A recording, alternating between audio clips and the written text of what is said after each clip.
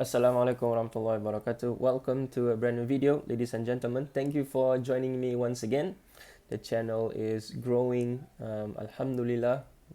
Thank you so much for watching and commenting on my videos. Inshallah ta'ala, the work that we do here will benefit everyone in the future, inshallah ta'ala. So today I would like to briefly go through with you the controversies of the first 3 centuries or 4 centuries of the Christian church with regards to doctrine. We all know about Arians and Arianism and the Council of Nicaea and the events that happened in between the Council of Nicaea and the Council of Constantinople, the Ecumenical Council. And so what actually happened, and what are the views of Arius himself, and how do we know? And so this study needs to be done. A lot more needs to be done. And within the past 50 years or so, and I've looked at this, there's not a lot of works produced that can be considered a magnum opus. There's only a few sources that can be considered magnum opus, and one of them is by Hansen, RPC Hansen, The Search, and this will be the guide for today's video.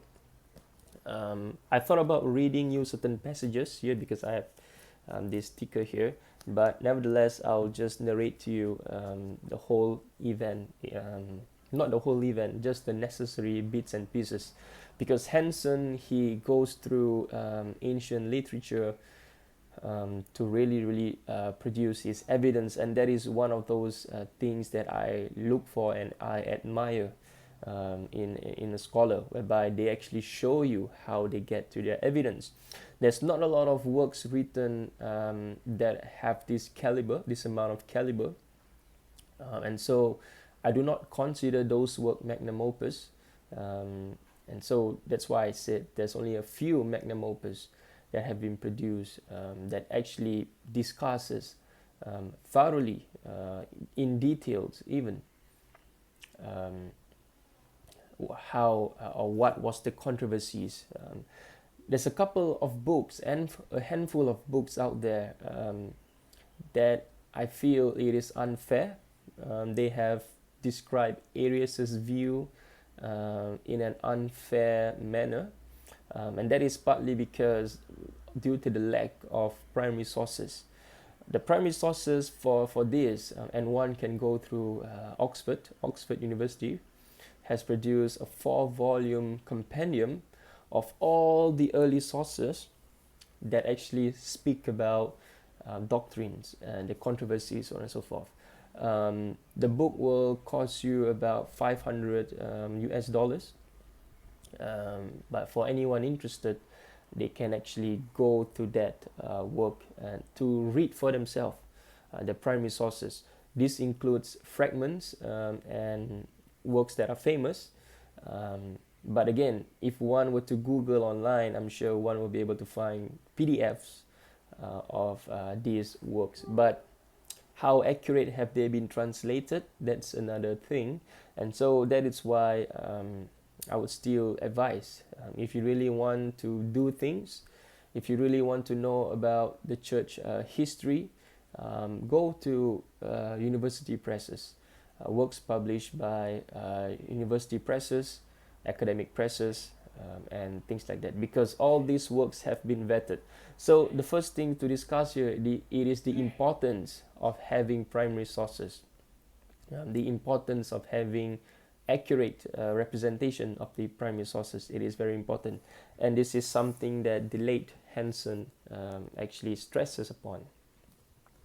Now, the second thing on how we actually go about discussing the controversies that led to the Council of Nicaea and the controversies that happened between Nicaea and Constantinople the first.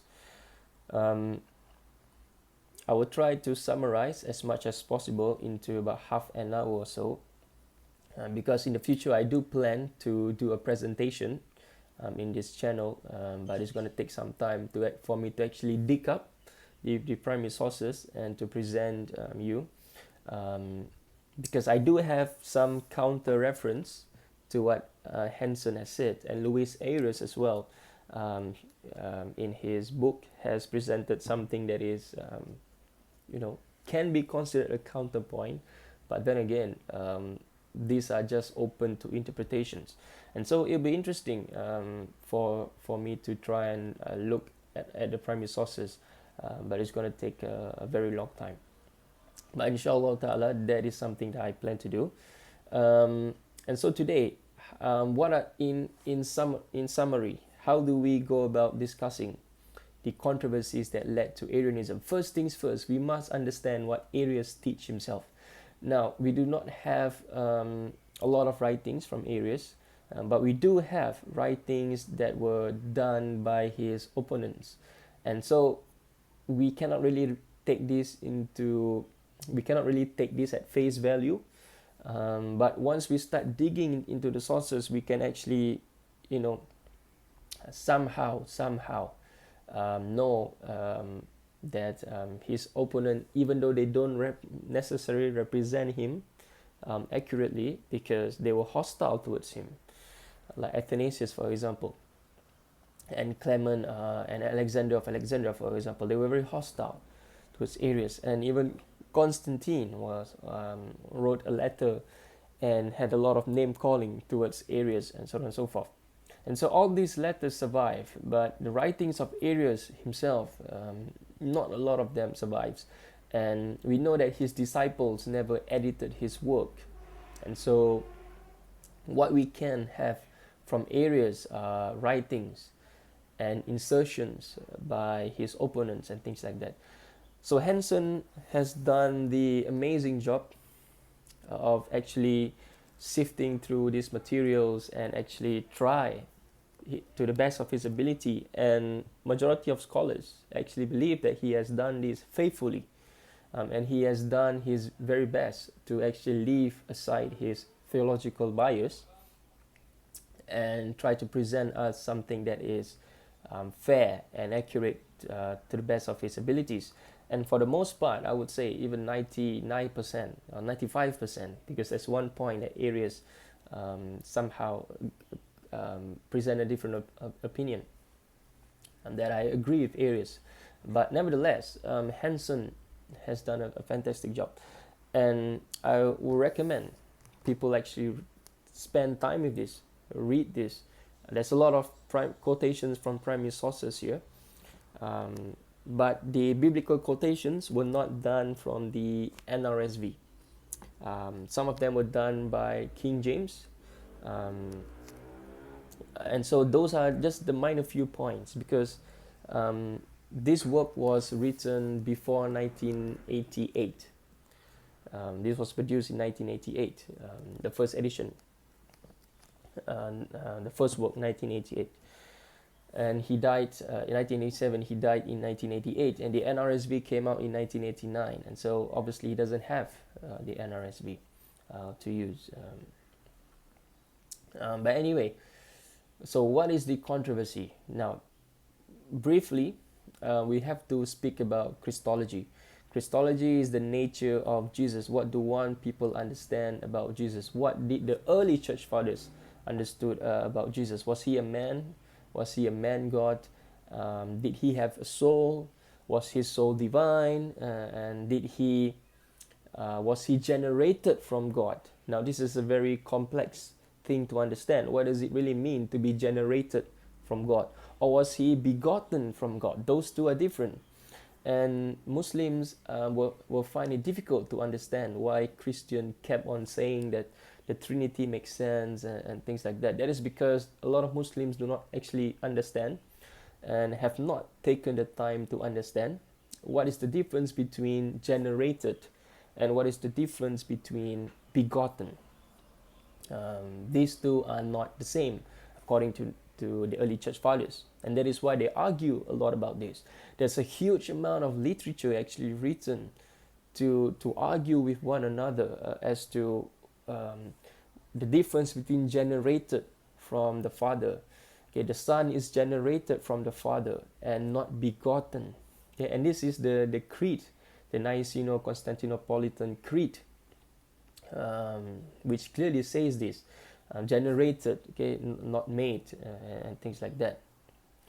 And Arians understand things differently from from Alexander of Alexandria, and that is why Alexander of Alexandria, around the year 300 or so, excommunicated Arius, who was an elder, a presbyter. Okay, Arius, as far as our sources are concerned, he never became bishop. And I've heard several people say that Arius became bishop, but that is not true. Arius never became bishop. Arius doesn't have any control of a particular see, a particular church. And later on, when so-called the Anahomian Arius was questioned, they all somehow reject him in a sense. Okay, though they do not reject his Christology or his theology, but they reject the man Arius. Okay, because they refuse to accept Arius as the one who founded their theology. Okay, but then again, we can really look behind these polemics, but we are actually conjecturing things even further.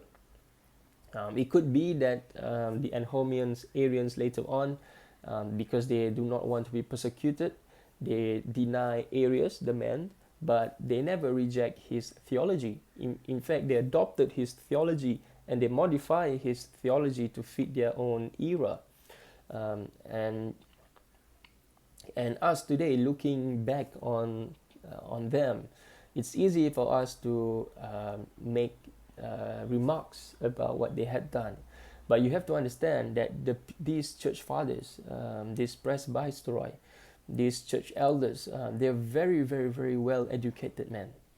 They're very well educated. They're well educated in philosophy. They're well educated in theology. Okay, they're not necessarily a historian using modern historical methods. Okay, and so we cannot really look and try to understand them using our standard today, because the standard of the past is different from the standard of today. The past is the past, and so we have to look at their standards and how they apply their standards. And if we look at that, you'll realize that they are very, very smart people. They're very, very smart. Augustine was a very smart person. Even if you look at Athanasius of Cyril of Alexandria, they were very, very smart people. Eusebius of Nicomedia, Eusebius of Caesarea, they were all very smart people. And so it is unfair for Muslims to judge the early church fathers, the patristic fathers, and call them words like stupid, or to say that they have all this intellect, but then they're still stupid because they could not accept the fact that God is one, because that is not the world that they live in. And that is why Jesus was sent to them, according to the Muslims, to correct them, to bring back to the strict monotheism that they are not upon. But they were living in a Greco-Roman world. In a Greco-Roman world, you can declare someone as God or divine, because there's a plethora of divines, figures out there. But every one of them understood. This includes Arius himself and his opponents. They all understood that there is one supreme being. Okay, there is one supreme being, and there's human here at the bottom of the pyramid, and in between there's all this world of divines. Bart Ehrman called them daimones. And so that is the world that they live in, the world that has philosophy as its form of formal education, theology as its formal education. By this time, people will be asking, what was the Jews doing during this time? Okay, this time, the rabbinical period of the Jews, they were the 2nd century onwards, after the destruction of the temple in 75, in 70 CE. Jews were now in the period of rabbinical Judaism, and that is when they start compiling the scripture, They start writing the Talmud, okay, the Mishnah Torah, the commentary of the Torah. They were writing commentaries and things like that. And so this is what the Jews were doing. They were still a very minority. In fact, majority of them have escaped because the temple has been destroyed. And so they now goes to Arabia. They stay within the ancient land of Canaan, Tyre and Sidon, and so modern day north of Arabia and things like that. But majority of them have already fled to Europe, quote unquote Europe, Achaia, Illyricum, Asia Minor, and things like that. And so because the early church fathers, they have a mission as well, and because according to the New Testament, the Jews were the one who wanted Herod to wanted Pontius Pilate to persecute Jesus. And so the early church fathers, even though they were not hostile to them, we do not have a lot of evidence that early church fathers were hostile to the Jews. In fact, the early Christians themselves were trying to survive under the pagan world. And that is why Constantine was such an important figure to them. And that is why today the Catholics, they held Constantine in high regards, because it was Constantine who actually saved them, though he do not make the Roman Empire, the religion of the Roman Empire, Christianity. It wasn't later on when Theodosius who made that. But nevertheless, Constantine gave the Christian a voice amongst pagans. Okay, that hey, this is a religion, and you are not allowed to persecute Christians. Okay, because Christians themselves were being persecuted. The Jews were not being persecuted by the pagan Romans, because the pagan Romans sees Judaism as a religion that predates their paganism, and so they held Judaism in high reverence. Okay, they respect Judaism, but Christianity not so, because Christianity was a new religion, and that is why we have writings from church fathers who try to say that Christianity is actually not a new religion. It is a religion of all, and anyone who read the patristic writing would know this very clearly. And so it is unfair. It is an unfair statement for Muslims to say that the church fathers, they don't know any better and things like that, because that is not the world that they live in. And so we have to be fair, and we have to take a look at things not from prejudice. We cannot insert our own theological bias, because that is not how one look at things academically. And even if you're not taking the academic route, you still need to be fair, because that is what the Prophet taught us, to be fair. Speak fairly even if it's against yourself. So let's return to our discussion here. So having given the background context, when you read Arius' work, whatever remains of it have been quoted by his opponents. And if you read Athanasius, if you read Origen, if you read Eusebius' theological work, you need to have this Greco-Roman background in the back of your mind. And that is why it is very important for Christians and Muslims to actually read as much as possible about the Greco-Roman world, because the church fathers were not living in the modern world. They were living in the Greco-Roman world. All right. So what was the controversy? The controversy wasn't something that we can date back to the time of Paul or Jesus. And a lot of Muslims have been trying to say that there's a development in Christology, which is true. There is a development in Christology and in understanding things like that. But when we discuss doctrine, we have to take a step back and say, what does doctrine really mean? What does Christology really mean? Is doctrine and Christology the same thing? Well, they're somewhat synonymous, because you cannot describe one without the other. But if you isolate them, you know that doctrine is focusing more on the larger picture, whereas Christology is just focusing on the nature of Jesus. What was Jesus? Okay, was he a man? Okay, if he's a man and then at his baptism he became the Son of God, oh, that is an adoptionistic Christology. Okay, because at his baptism he was adopted to become the Son of God. Did he become the Son of God eternally? Okay, was he eternally the Son of God, as in John 1:1?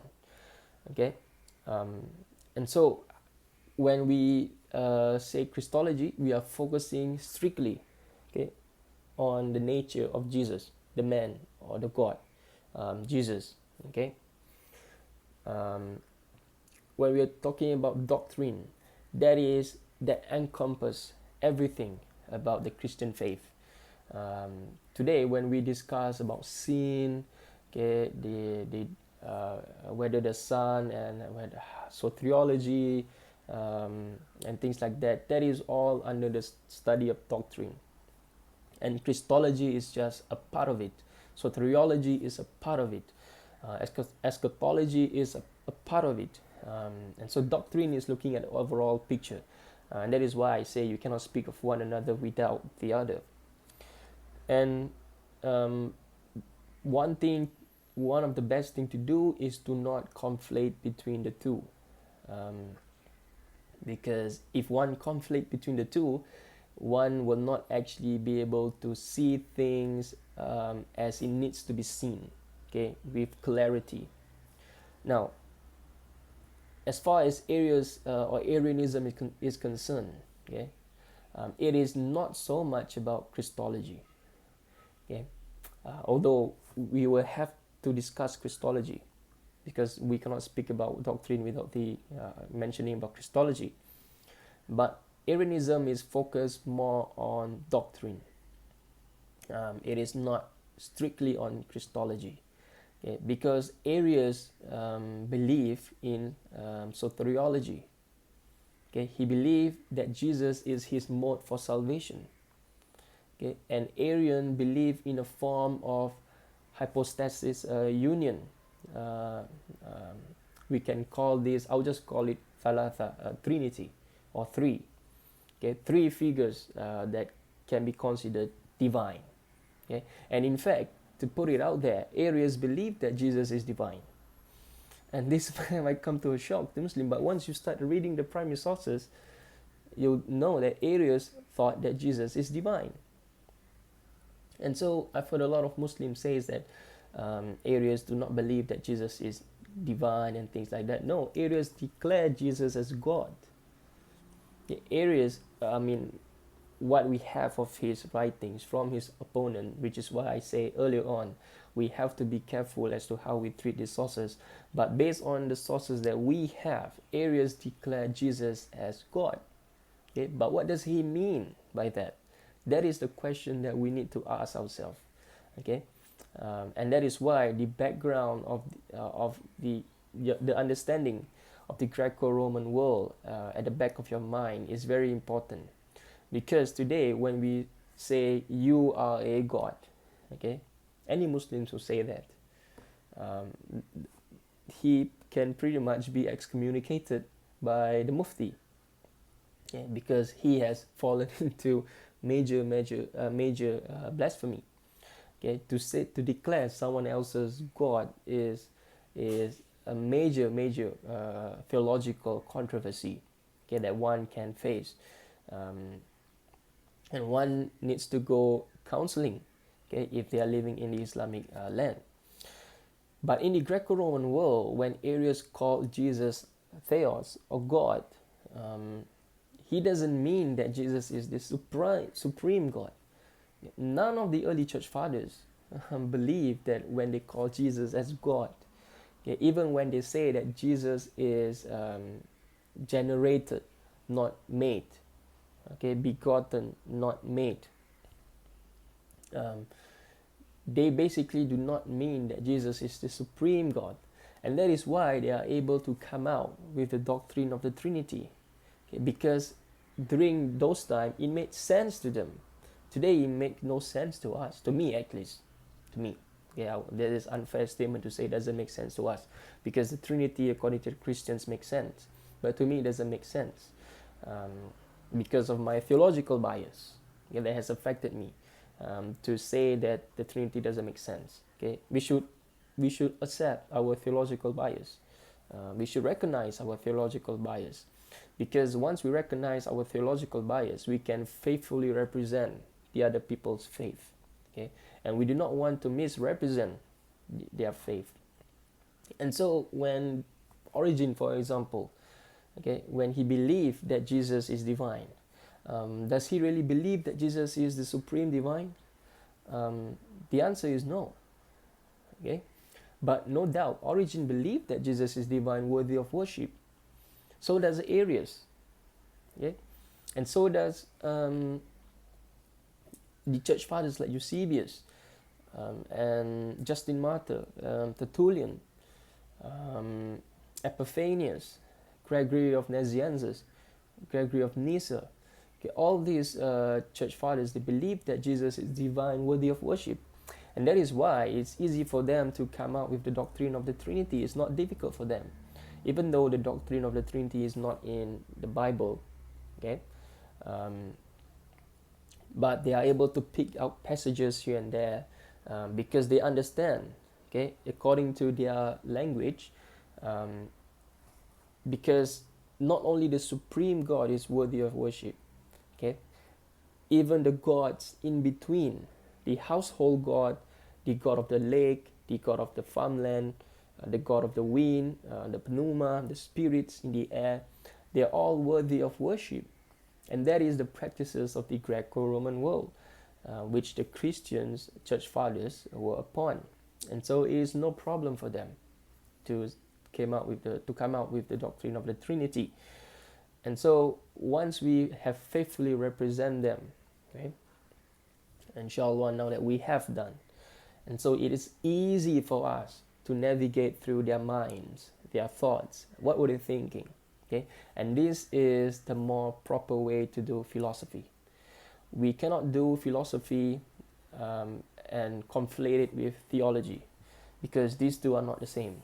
Philosophy and theology, they're not the same, even though they two can come together, as to what we have in the writings of the church fathers, whereby they try to use philosophy, Aristotelian, Platonism, Neoplatonism, Stoicism, and things like that. They try to use philosophy to understand theology, okay? And that is why later Muslims, writers, they refute the Mu'tazila, because they have been trying to understand theology using philosophy, and that led them to a conclusion that is un-Islamic according to majority of the consensus. But there were no scholars to refute. There was no such phenomena happens that takes place, whereby we have someone actually refute the usage of philosophy, apart from Augustine. But Augustine is towards the end of the controversy, and so we will not be discussing Augustine, because he doesn't really have a lot to do with early Arianism. He wasn't even born at that time, and so Augustine, he understood this, and so that is why I really admire Augustine's theology, even though I do not accept his theology, but I admire his way of thinking. That is why Augustine is one of the greatest theologians of all time. If you, as far as Christianity is concerned, obviously, and that is why he is held in high regards by later, like Thomas Aquinas, Luther, Calvin, things like that. Calvin might I don't know. Calvin might be a mistake. I don't think Calvin believed in Augustine, but I could be wrong. Anyone who knows, please correct me. But Augustine is much later, so we do not really need to discuss Augustine. But Augustine and Jerome, they all they don't really have anything to play in the early Arian controversy. And so, where do we go to? how can we know that, or what influenced Arian in the first place? Okay, this is the question that we need to ask. What influenced Arians in the first place? Okay, there are a couple of theories out there, but I think the most correct one would be that Arius was actually influenced by Aristotelianism, or Aristotle's philosophy.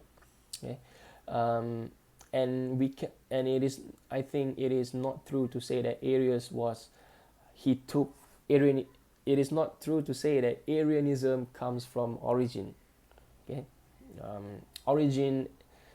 If you read Origen's work, and you read what Arianism is, they're not really together. Though you can say that certain elements must have influenced Arius, and then later Arians. Okay, Arians and Arius are separate. Arians do not necessarily have the same theology as the man Arius. Okay, this is another thing that we need to explain. Arians later on, they modified the teachings of Arius, and because we do not have Arius, we do not have many writings from Arius. What we have are attributed to him, and we do not have the original manuscripts. Okay, so we have to be careful. But Arians later on, they rejected the man Arius, and they refused to accept that Arius was the founder of their theology. Okay, in a sense, Arians excommunicated Arius. Okay, in a sense, okay. This is quite complicated, but just try to follow along. And so when Arians they modify the teachings of the man Arius, but we do not really know what the man Arius actually teach, because we do not have writings from him. Constantine had ordered his works to be burned. Okay, after Nicaea, Constantine had ordered his works to be burned. And so we do not have writings from Arius.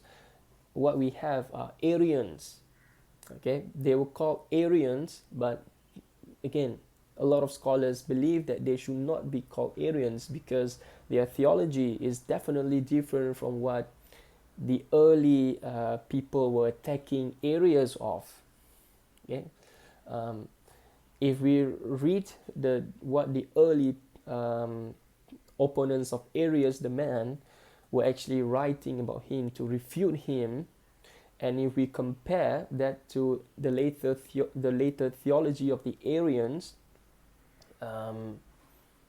the later theology of the Arians differ to that of the man Arius, and so that is, again, this is complicated. So we only know what Arius believed based on what his opponents say about him, and that is in contrast to what later Arians believe. Okay, and so using what his opponents refutes him of, okay, we cannot say that Arius' theology derives from Origen of Alexandria, because Origen of Alexandria teach something else about Christology than what Arius believed. Okay, so now what does Arius believe? What is the belief of Arius that is different to Origen in terms of Christology? Okay, and this is the first question. And the second question is, why do I say that Aristotelianism influenced Arius' theology and that of the later Arians? Okay, no doubt the later Arians got it from the man Arius, and the man Arius must have got it from the Bible, but he is using Aristotelian logic to read into the Bible, hence theology. Okay, and so that is why we have Arius, the man. Okay, his theology is different. His theology is unique, and there's no name for that. I would just call it Arius the man theology. Okay, Arius the man theology is different from Arianism. Okay, scholars use Arianism and Neo-Arianism, but again, I find these two terms confusing, so I'll just call Arius the man theology, and Arianism is different. I think this is very, very clear. And Arius the man theology is different than the theology of Origen of Alexandria. Okay? It is even different than the theology of Eusebius of Caesarea. Okay? I do not have the time to discuss every church father's theology, but you need to read their writings. So what does Origen believe about Jesus? Now we are discussing Christology. Okay, because I say we cannot discuss doctrine without discussing Christology.